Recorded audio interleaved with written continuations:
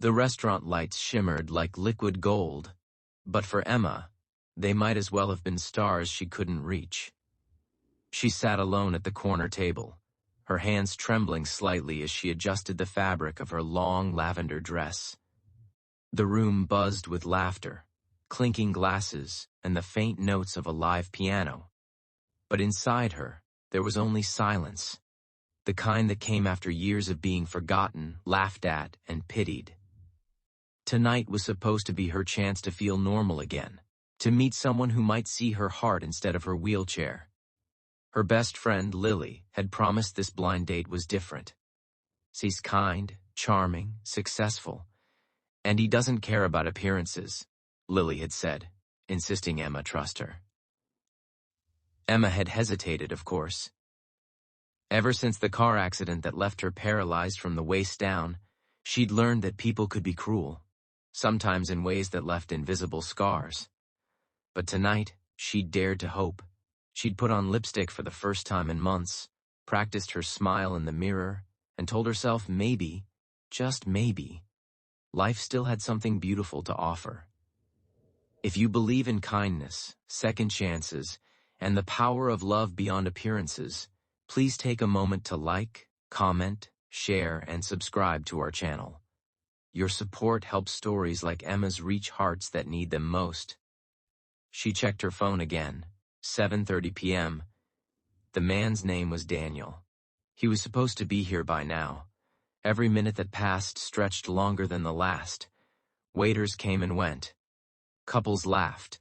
A few people glanced at her and whispered. And somewhere deep inside, Emma began to feel that familiar ache of humiliation tightening in her chest. Then she saw him. Tall, broad-shouldered, with neatly combed dark hair and a calm confidence that seemed to quiet the air around him. He walked in, scanning the tables, holding a small bouquet of lilies.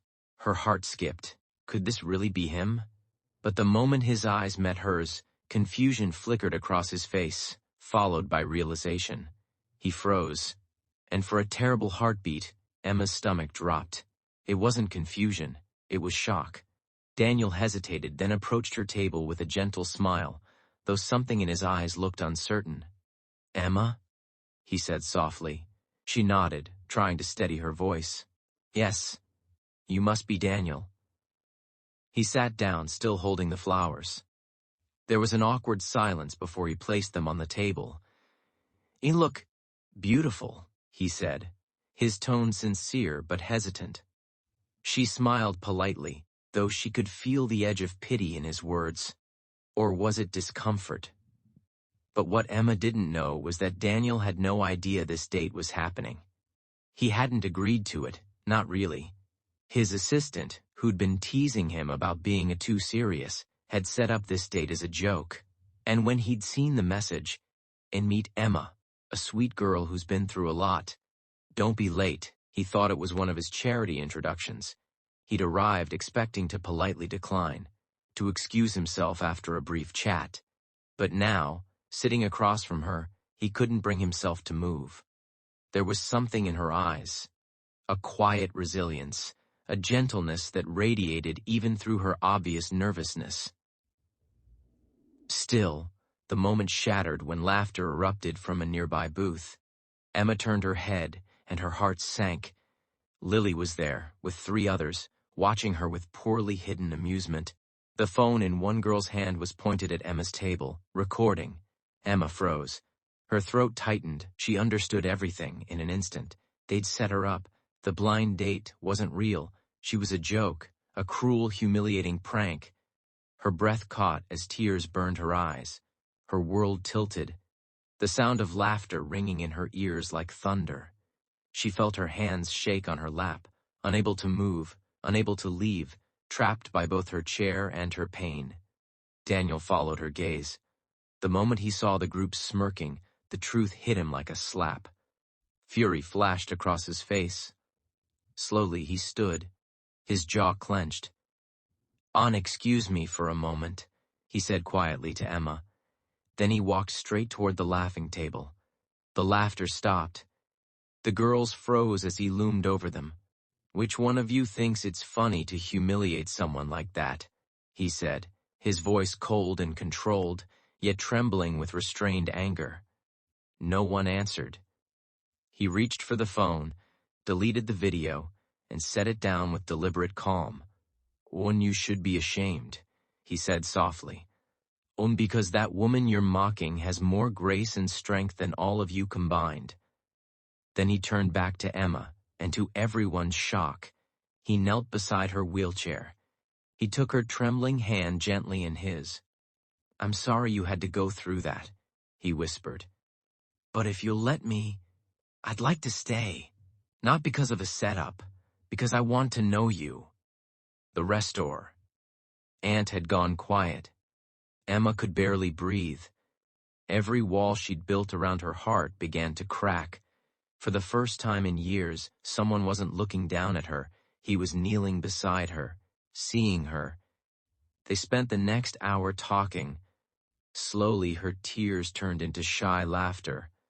She told him about the accident, how she'd once dreamed of being a ballet teacher, how everything had changed the night a drunk driver ran a red light. Daniel listened, not with pity, but with empathy. In return, he shared his own scars. The death of his wife, the loneliness of raising a 5-year-old daughter alone, and the emptiness that came with success that couldn't fill a broken heart. By the time the restaurant lights dimmed, something had shifted between them. Not romance, not yet, but something gentler. A connection, fragile and new, blooming out of shared pain. In the weeks that followed, Daniel couldn't stop thinking about her. He invited her to visit the art foundation his company sponsored, where she met children with disabilities who painted, danced, and smiled without limits. Seeing them changed something inside her. For the first time since her accident, Emma began to believe she still had something to give to the world. She volunteered, teaching children to dance from their wheelchairs, using scarves, movements, and music that transcended physical limits.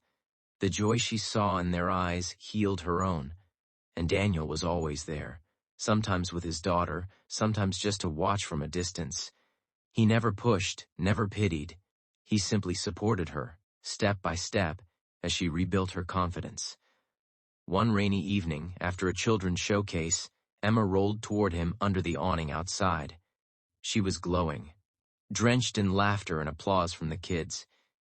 Daniel looked at her, his expression soft. "You were incredible," he said. She smiled.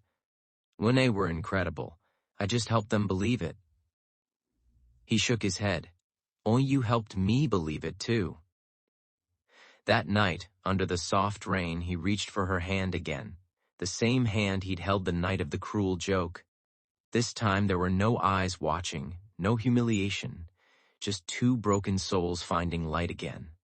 Months passed. Their connection deepened. Daniel's daughter, Lily, named after the very friend who betrayed Emma, adored her. The little girl would sit on Emma's lap, asking to be spun around in her wheelchair, laughing until tears rolled down her cheeks. Emma's heart, once shattered, found pieces of itself in the child's laughter. But not everyone was happy. Emma's former friends, seeing her now frequently photographed beside one of the city's most powerful CEOs, whispered that she must be using him for pity. When she heard the rumors, Emma's old insecurities resurfaced. One afternoon, she wheeled herself into Daniel's office, her eyes filled with worry.